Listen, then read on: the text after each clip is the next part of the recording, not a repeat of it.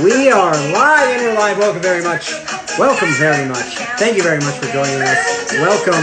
My name is Zach Gelfand, your half-dressed host of this short-form Instagram live talk show. Shout out to my sister on the vocals of this little zoom intro song. We love her. And Gels, check her out on Instagram. She's great. Oh, I don't know how to time anything. Well, it is what it is. How's everybody doing? How was your week, you know? Was it a bad one? It was a tough week, you know, and that's okay. And that's fine, because we're going to find a way to laugh through it anyway. So join me here on And We're Live for a little short-form jokes, monologues, guest characters, whatnot. We have a great show lined up for you guys. Tonight, you're going to be hearing a song from Neil Youngschtein, and we're going to be talking with an executive assistant at a major Hollywood production company later on, so stick around. First, I'd like to start out with a plea to all of you. This is a plea to just all of my friends and families, to anyone who watches this show. I am running out of things to do. My puzzle is almost done. I've rewatched every Marvel movie on Disney Plus, and guys, after a 16-year-long campaign, I finally have beat Paper Mario, the 1,000-Year Door for GameCube. I am out of things to do. So my plea to you is this. If you, a friend, a loved one, whomever, if you own a Nintendo Switch and are looking to sell it, I will buy your Nintendo Switch. Everyone, please, I'm looking for video games to play right now, and there is a shortage of Nintendo Switches in the world, a global shortage. Nintendo even announced it is limiting shipments to Japan. Its home country of Japan. It's limiting shipments of Nintendo Switches to Japan because of this shortage. So please, if you have a Nintendo Switch, I will buy it from you. I will pay for shipping because this FOMO is real. And I want to play Animal Crossing with you all. So lend me your Switch and send me your friend codes. All right? Thank you very much.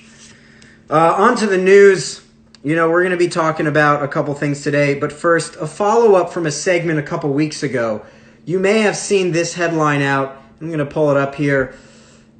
Netflix is bringing back Tiger King. I can't move myself, but you can see behind my head it says Netflix is bringing back Tiger King for one more episode. That's right, tomorrow you can watch another hour of Tiger King for about an hour.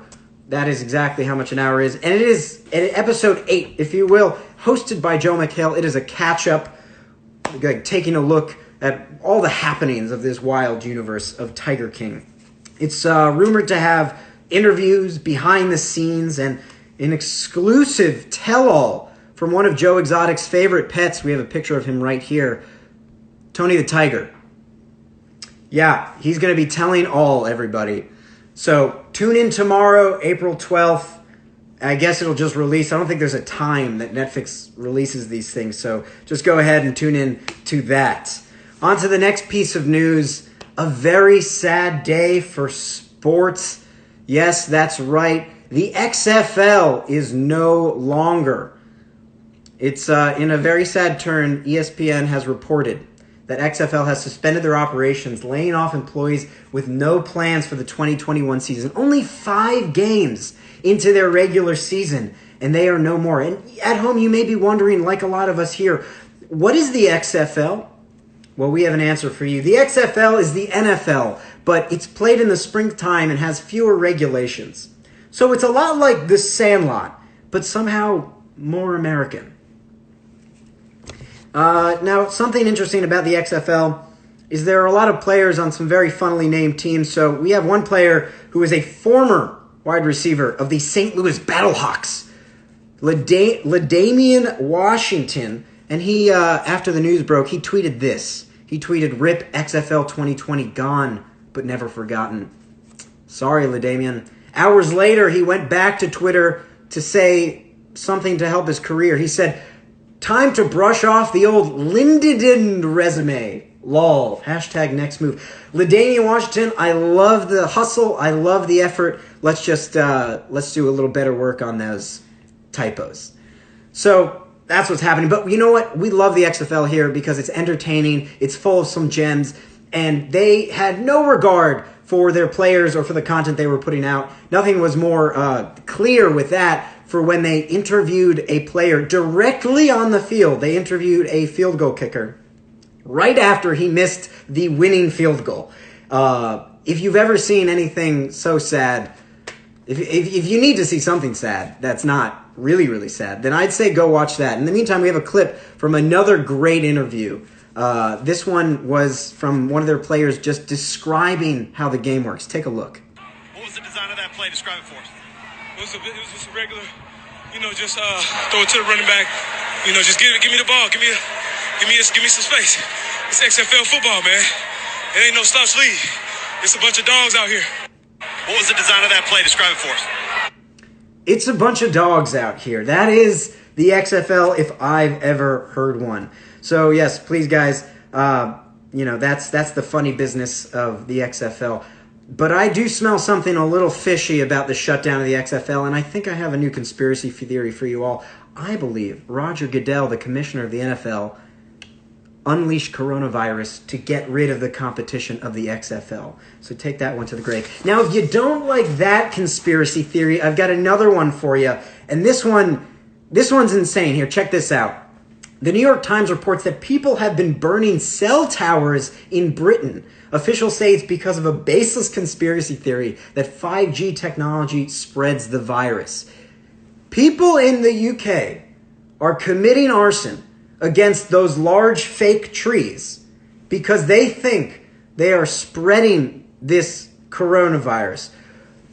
I don't know about you guys, but I'm about ready to switch back to my Motorola Crazer. I don't want any of this 5G business in my house. I don't want the internet near me. Well, that's just a little too much for my tastes. But a little side note here, for any of the Who's out there, any of those UVA Wahoos, if you like this background, it is of a neon Capitol that was unveiled during the bicentennial. I'm going to put this picture on my story later if you want that background. Just if you'd like. Moving on here. We've got a great show coming up for you guys tonight. As I said later, Neil Youngschtein is going to be singing some Passover songs. Shabbos has just ended, so he will be joining us. But first, I must talk about the biggest development this week. Please allow me, please indulge me while I talk about Quibi. Yes, Quibi, just a very, very interesting platform. Quibi, you may know it as YouTube, but for money. Yes, Quibi, it is a short-form content provider on your phone, specializing in vertical video and dying on the hill. That is 6 to 7 minute videos.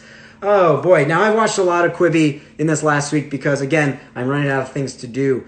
But if you've been watching, I'll admit the non-scripted sort of like reality style things, they're entertaining because that's basically YouTube. But the narrative ones are rough. They are not meant for this medium. They really, really are not. It's kind of like, have you ever wanted to watch a 30-minute episode of television, but instead you cut it up into 6 minutes and spread that out over a week? Yeah, well, that's Quibi. So if you like that, go ahead, subscribe. If you don't, you're not missing much. I was even like thinking about this earlier about how I don't really get Quibi, and I think it's because I'm getting older. And I've always had this question, am I a millennial? Am I a Gen Zer? And thankfully, Quibi answered that question as we take a look here from CNET. Quibi makes its Fortnite debut by virtually screening Punk'd Reboot. I felt myself get older as I read this headline. Quibi has spent $1.5 billion on this launch, and I don't think I've seen any of it. I've seen maybe some of the ads on TV. They had the Super Bowl ad, maybe, but supposedly they're spending millions of dollars to go into the Fortnite and play a movie within the game movie. I don't get it. I think I'm a little too old for this. Is it worth the money? Is it worth the time? I don't know if I have an answer for you all, but I'll tell you this. They're giving away 90 days for free, so no harm, no foul. But listen, here to talk more about this streaming service is none other than our first guest, direct from Los Angeles. Please welcome to the show an executive assistant from Quibi. It's Sky Blue. Welcome, Blue.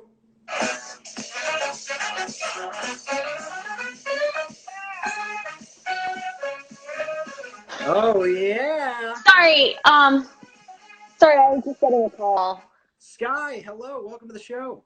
Thank you so much for having me and squeezing it into my schedule. I literally don't know how we made it happen, but like I'm so glad that we did. I'm so glad we could as well. Hey, you're looking great. Did I catch you Thanks. in the I middle was of your just like I'm so busy that like I have to like incorporate my routines together, like my meetings. Ever since we started doing them at home, I have to do like my beauty stuff at home because we are just swamped with this launch, as you know. It has been insane, let me tell you. It has been insane. Yeah, so how long have you been at Quibi? So I am an assistant. I'm an executive assistant, but I've been at Quibi since it was in conception, essentially. I am the CEO, the SFO, the LOL's assistant.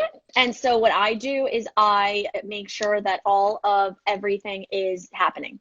I make sure that meetings are happening, That movies, sounds shows, that sounds everything. like a lot of responsibility. So how much time would you say you've been there? Because I don't know when it was conceived. How much time would you say you've been there? So, I mean, it's been about 64 Quibbies. Okay. I've been at Quibi for like 64,000 Quibbies really, because if you think about it, like one Quibi is 10 minutes. So I've been at Quibi for, I wasn't a math major in college, but I will say I've been here for a lot of Quibbies, and it's been just such a great process. Well, that's fantastic. I, for one, was a math major in college, and that adds up.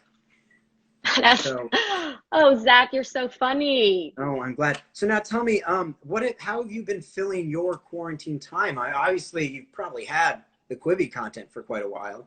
So you know what? It's actually been perfect because we just lead such busy lives, as you know, in this industry that it's like we get into this industry, you don't really know what's happening, and you join your like entertainment, general meetings, executive meetings, like coffee dates. And so we're just so busy that I barely ever have time to watch TV. And so like a Quibi has just been so essential in this part of my life because I don't have time, like when I am commuting from my office to my room, it's just like, when am I going to have time to watch TV? And these Quibi moments have been perfect for that because I pull out my phone and it's just 10-minute episodes. And like, I don't know what else I would be doing without this like platform. It's revolutionary. Yeah, I mean, hey, listen, I've been with you as I was talking about. I'm not finding too much else to do, and yeah, there are books and there is TV and there are puzzles to do, but at the end of the day, those are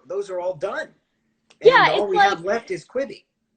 exactly. And it's like I could sit on my couch and like maybe like read a book or like watch TV on some sort like what on like a platform like on a bigger screen, but like why would I want to do that when like I can turn my phone horizontally and watch short content that I'm paying for? You know what I mean? Hmm. It's just Yep. like I was going why to would say, I speaking of turning your phone horizontally, I think what a lot of people might not understand about Quibi is you can turn it horizontally. They advertise their vertical platform, which I would argue is the worst.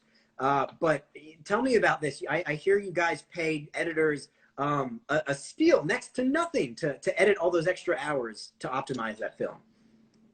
Great question and great point. So what I want to say about that is that we do change, like that's the game changing aspect of Quibi. That's why it's like tech forward, technology, tech versive. It is present in today's world in that when you switch your phone to be horizontal, the angles change. Like who came up with that?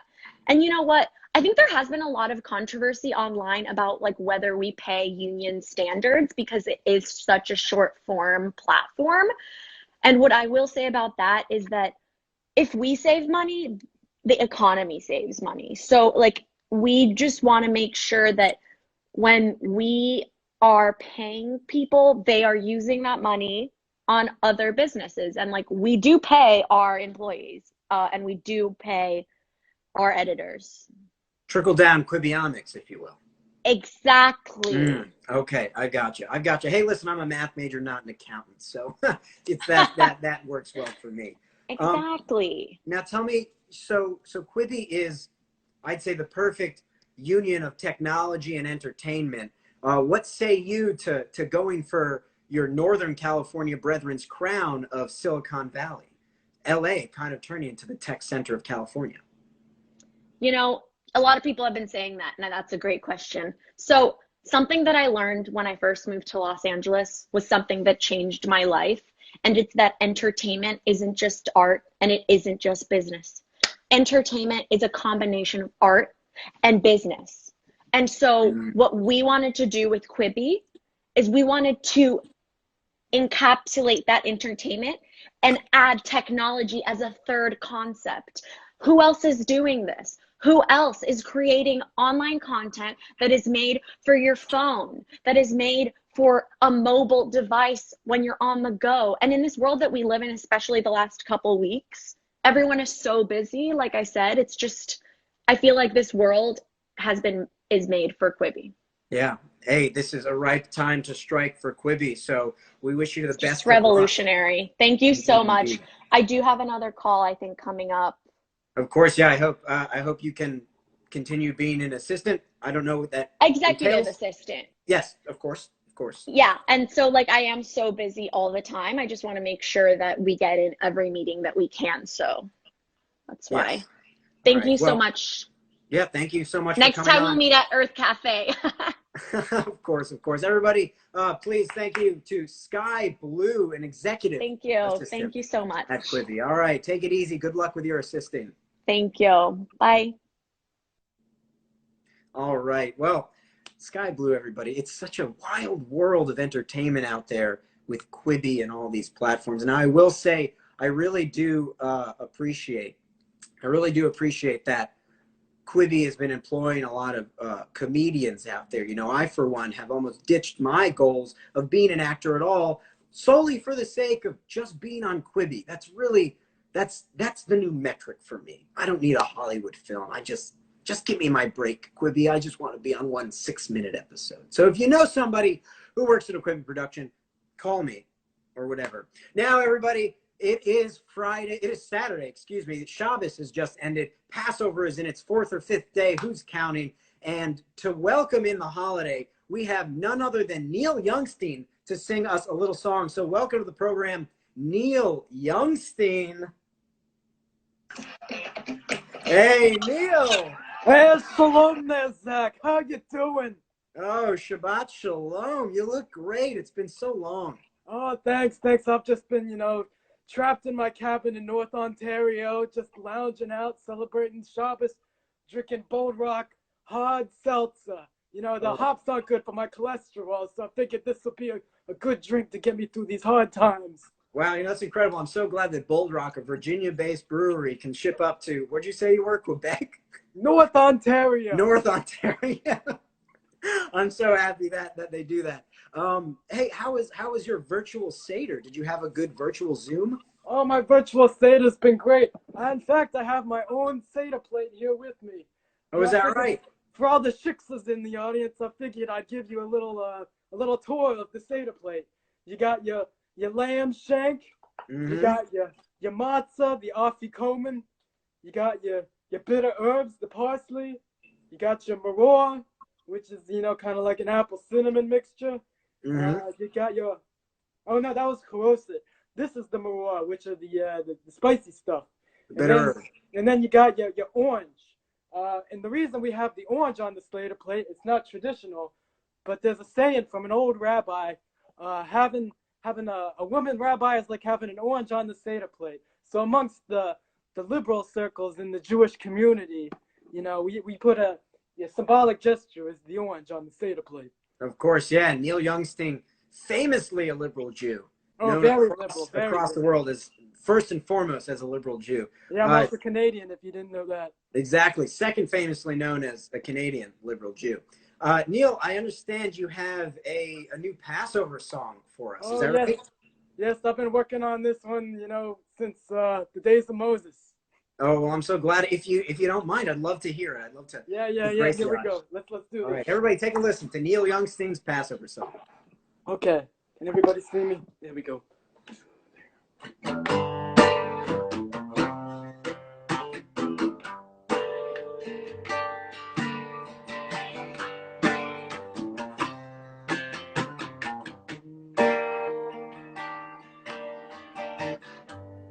Oi, oi, hey, hey. The Afikoman is here to stay.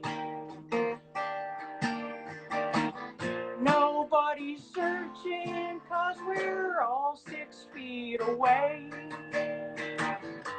Is that in orange on the Seder plate? Out of the desert and into Sinai. They promised us freedom and we gave them lies. And now we sing, Dayezu, when you're out of the desert and into Sinai.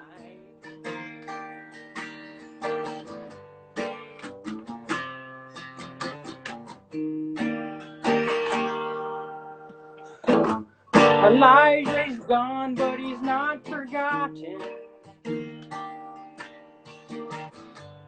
This is the story of Morty Feldman,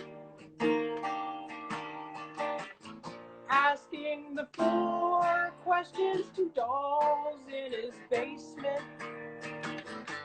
Elijah's been drinking, but he's not wasted. Hey, hey, my. Breakfast time, it's matzah bride. It's not as good as regular French toast, but at least we got rid of old Pharaoh.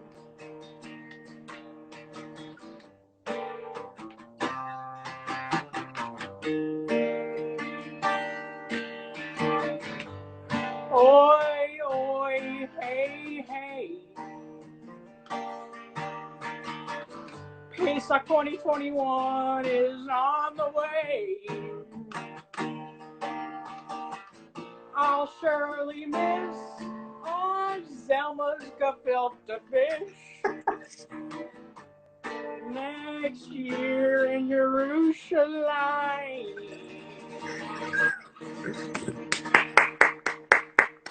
Neil Youngstein, everybody. Hey, thank you. Hold your applause. Oh, wowie, You wow. hold your applause. Seriously. Neil Youngstein, thank you so much. That was such a beautiful way to celebrate Passover. A Chag Sameach to you, to the family, To you, Zach. to all the members of the tribe in the audience right now. Dad, Truman, Nikki, everybody. Oh, fantastic. And, I forgot to extend this to our Quibi representative, Sky Blue, but I'd love if you have anything to plug during this quarantine. If you want to let the audience know of any of your projects. Well, I've been hard at work on this tune. It's called Laura, I'm Sorry About the Kugel.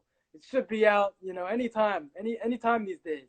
That sounds like I honestly want to hear that so badly. I have a good friend who's in a band called the Kendall Street Company. They have a song called Laura, Sorry About the Cobbler. So it's funny you bring that up. That's very funny. Exactly. If you in the audience are eager to hear Laura, Sorry About the Kugel, then I'd recommend Whet Your Appetite, Wet Your Whistle with Kendall Street Company's Laura, Sorry About the Cobbler. Find it on Spotify. Yeah, it's part of a special I'm going to be doing with my arch nemesis Bob Dylan. We're going to call it The Last Schmaltz. The Last Schmaltz. No, well, I really hope we get some good people in on that. I hope Martin Scorsese comes to direct. That sounds like an incredible event. Oh my God, Neil, thank you so much for joining us. This has been truly incredible, and I hope you have a rested weekend and a nice rest of the, and a nice Toda Rabah, Zach. Thanks for having me. shalom, Neil. Adios.